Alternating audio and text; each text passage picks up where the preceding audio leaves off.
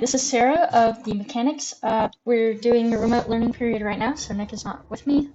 We're combining our videos, talking about what each of us has done in this project. And first of all, the UI. I worked, well, almost exclusively on, but it's not just UI. A lot of our game is UI, half of it.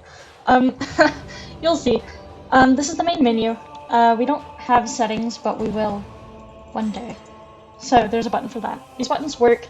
You might be wondering why I'm playing in the editor. It's because the builds, even though our game is in the editor, and you'll see this in a second, and this is a kind of staggered loading process. So in the build, this texture is not on the ground for the first part of the game, which is really weird. Anyways, so what I worked on is, first of all, if you select units, you can see who they are, their health. You can see their job. I worked on the map as a whole. I'm the one who did the spawning resources. And also expanding the map in the second phase. I made the unit models. And here we go. This is the larger half of what I did. So I'm going to go ahead and use the debug key for time's sake, even though I could send my little guys off to, let's see. Send them to this. There we go. But what I worked on more of is this. So I made all of these UI panels. This one is impressive, but this one took me a lot of time. I made these sprites. I worked very hard with them. They change once you've built a room in them. I'm the one who programmed the room building. So to get to the second phase, at this point in the game, you need to repair the control room, which is 100 electronics. Poor me, I forgot to put the costs of the upgrades, or like the building process around, so I just kind of have them memorized. I'm sorry about that. But this one is 100 metal. And as you can see, I've got 103 metal because those guys just dropped it off, and 100 electronics. But instead of repairing the robot right now, because that's what Nick did, so he will show that off more, I'm going to show you what happens if I want to build a room. So the most important building at first is the refinery. And at the beginning of the game, this will be the only one that the player can really... There they go. Hold on. This will be the only one. I need to grab someone who's not doing anything. This room is how you refine these things. The costs, yeah, sorry, I forgot that. But see, I gained craft. I crafted 3 of those. Oh, I don't have a worker on there. Sorry. Hold on. Add a worker. And oh boy, I'm gonna say no to that right now because I can trigger it myself later.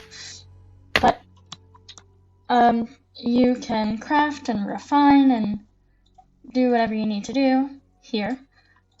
We've got other types of rooms. We've got storage, where you can discard things. I know the UI looks a little funky there.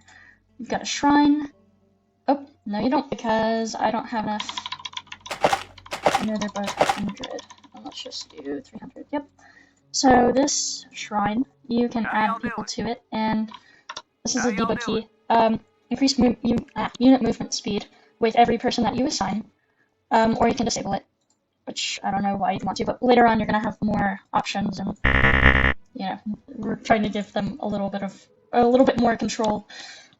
Disable active effect on here, and so if I add units to this, it decreases the building cost of rooms. So 90%, which that doesn't count for the generator and controller, but if I build storage, and then I click here, it costs this.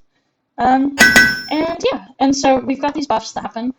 And one final thing that I worked on is if I hit the debug key, you saw this happen earlier. So we've got random events that pop up. I'm trying to not do that one. So sometimes they'll tell you rumors, like this one, or you can get another unit. And later on they're going to have, or what we're planning eventually is to have them have a chance of mutiny. So deciding whether or not you should add that unit to your little group of survivors, and the risk and reward of that. And the final one, this isn't fully there, but it's just examples of what we could do with random events. And it's just a little pun. So And finally, I made the pause menu. So I'm just gonna go ahead and go back to the main menu. And yeah, so on to Nick now. Hi, so I'm Nicholas Forsma. I'm going to be presenting to you my part of the game for Dead Engines. My stuff has been mostly unit management, resource collection, combat, and models and UI. So this is the start of the game. I'll first show off for the units. So these are our units. You can left click to select them or left click and drag. Right click to move them on towards the ground. Now let's go over towards with the unit selected, let's go over towards this resource. Right click on the resource and that unit that's selected will go towards that resource and harvest from it.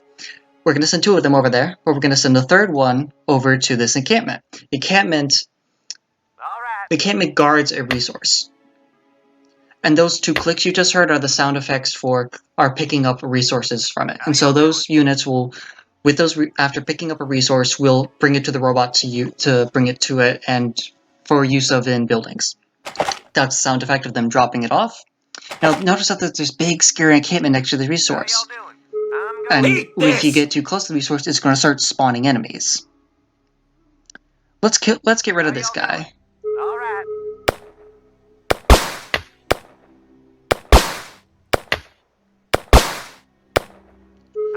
And we lost the fight. The unit has perished in the fight against him. He's going to respawn soon, but you know what? Let's send those 2 other guys over there to combat this. Let's try to get rid of this encampment and see if we can do some damage to it.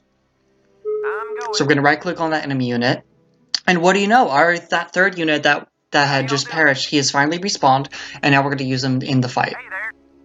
That sound effect was just the enemy dying, but not a new enemy respawns to replace him. As you can see, we're also doing damage to the encampment by shooting at it. Now, this does seem a bit like a losing fight, though. Let's see if we can even the odds a bit. So I'm going to use the debugger key in order to get some more resources to show off how we activate the robot. Once you collect enough resources and repair the generator and the control room, the player will then be able to activate the robot, which I'm going to show off right now.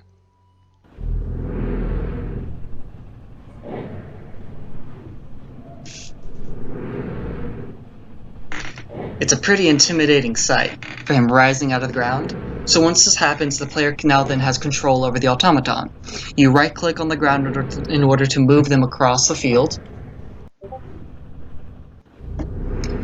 The animation has not finished yet for them rising out of the ground. However, when he does, he's going to have a walking animation and rotating. So let's bring this guy over to the encampment and let's show him what we're made of. There we go.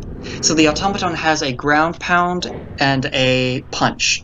The punch ability is mostly for doing combat against enemy hunters, which are larger phase 2 enemies that will attack the robot. We unfortunately don't have time to present them right just now. They're quite random to show off, but we can show off destroying the encampment and getting our revenge. We can also use the ground pound on resources in order to harvest the resources from it, which is going to be what's the main purpose of phase 2 is to collect more resources. So now that I've showed off most of my things, well, let's go over to Sarah and she will show you what she has.